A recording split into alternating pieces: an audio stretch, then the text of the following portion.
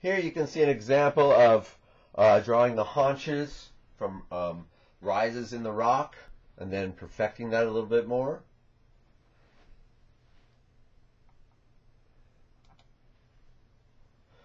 Well, let's go back for a second. The Chauvet Cave, the opening that they found had what I would call an altar. Now, it had caved in thousands of years before. But when the people were going there at the time, 28,000 to 33,000 years ago, it would have been an opening. And inside that opening, there was a rise of dirt with a cave bear skull on top of it, with the femur of the cave bear going through its jaw.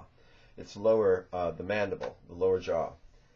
This is, to me, an altar, just like a church, a mosque, or a temple we would go into today. And the artwork, the animals painted, these are like stained glass windows, where we have anthropomorphic interpretations of the supernatural world. They had animal representations because it was the animals that they attributed to giving their life to feeding the people's life.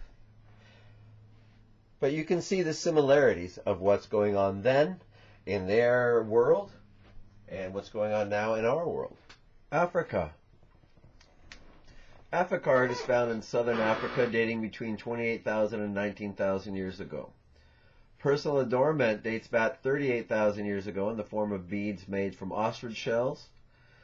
Since the time of this PowerPoint, there has been beads found in South Africa that date as much as 70,000 years ago.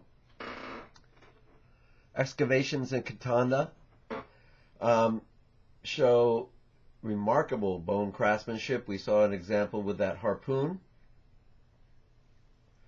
If these dates are correct, like I mentioned before, what we attribute to Europe probably was imported from Africa. The knowledge of how to do this was brought with them. Here's an example of African art. Again, between 19 and 28,000 years ago.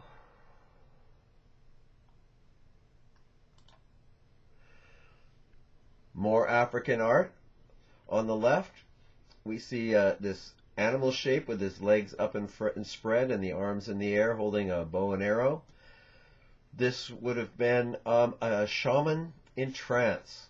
This is common even today, of interpretations of shaman in trance.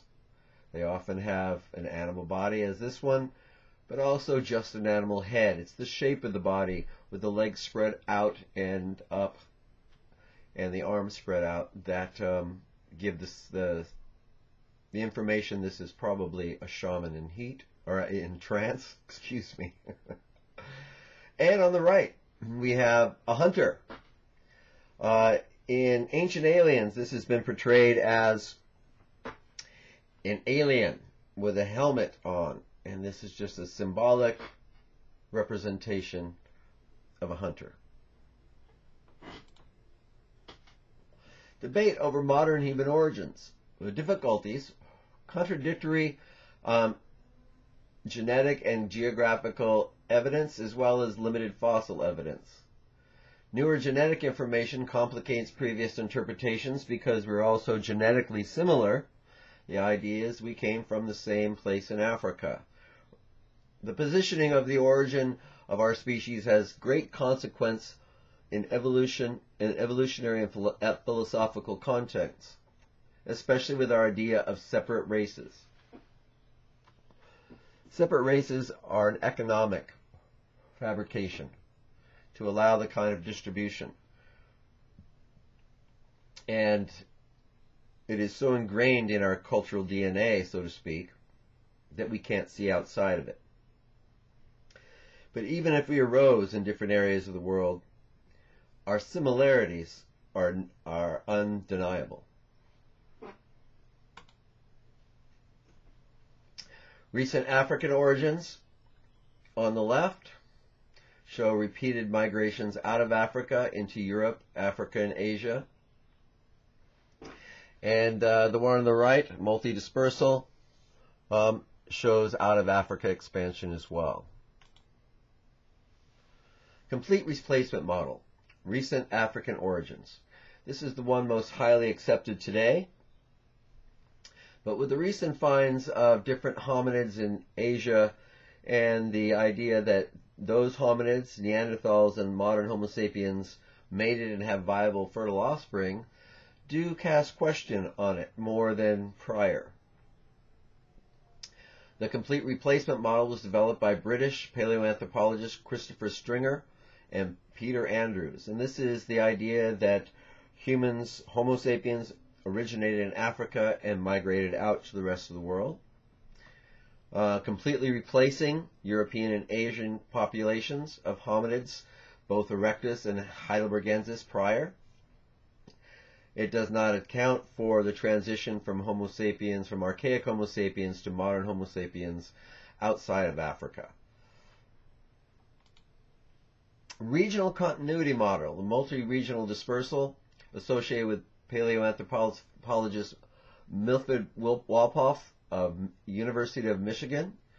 Populations in Europe, Asia, and Africa continued evolutionary development from archaic Homo sapiens to anatomically modern humans. And again, we don't have the information to really back this up, but then again, we're constantly getting new information. Here I put, this is not going to be on the test, but from Pan troglodyte right here, chimpanzee, all the way through Africanus, afarensis, all the way through Rudolfensis, heidelbergensis. Can you guess who this is with the split brow ridge? All the way through to modern Homo sapiens. And on the next slide, the key, which is Africanus, afarensis, habilis, Rudolfensis, ergaster, all these different, just for your knowledge. Stories of the Stone Age. I'm going to put this link up so you can connect it on YouTube and watch this story about early human migration and abilities that reflect in our populations today. Thank you very much, class. I hope you enjoyed your break. We'll talk to you soon. I'm opening discussions for these chapters now. You can go into those discussions, leave questions and comments. Other students can come and answer your questions and reply to your comments. And I will go in there every day and look for these and interact with the kind of questions and comments that are there. Thank you very much.